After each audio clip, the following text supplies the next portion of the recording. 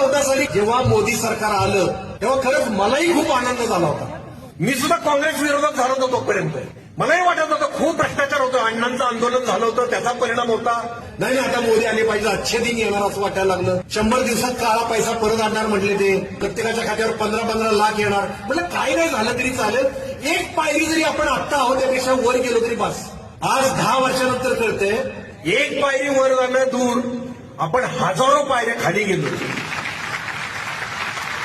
स्वातंत्र्यानंतरच्या सगळ्यात भयानक परिस्थितीत आपण आहोत. अत्यंत नीच घृणास्पद राजकारण चाललंय. तुमच्या खिशातला पैसा रोज लुटतायत ते. शेतकऱ्यांना सांगतात तुमच्या खात्यात 2,000 टाकले, आपण खुश व्हायचं. भिकारी आहे का आपण? अरे आपलाच पैसा आहे तो. आपल्याला युरिया आपल्या खतं मिळत होती. 2014 साली 400-450 एक पोतं मिळायचं. एमआरपी होती 499 रुपये. आज तेच पोतं 1250ला मिळतंय. त्याच्यावर एमआरपी दाखवतायत 2,500. आज आपल्या धान्याला भाव काय आहे? तो वाढलाय का? तो नाही वाढलेला. इन्कम नाही वाढला आपला. तुमचे लाखो रुपये काढून घेतलेत आणि तुम्हाला 2,000 रुपये महिना टाकतायत खात्यावर तुमच्या. तिकडे पंजा मारण्याचे शेतकरी तिकडे बॉर्डरवर जाऊन बसलेत, तुमच्यासाठी जाऊन बसलेत. त्याच्यावर गोळीबार होत आहेत, त्यांच्या अश्रुधुराची नळकंडी पोटी जाते. ह्या बातम्या तुम्हाला दाखवत नाहीत. मणिपूरच्या बातम्या तुम्हाला दाखवलेल्या नाहीत.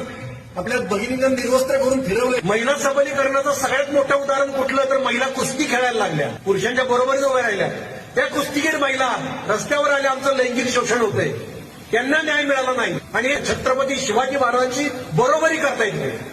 लायकी आहे का यांची?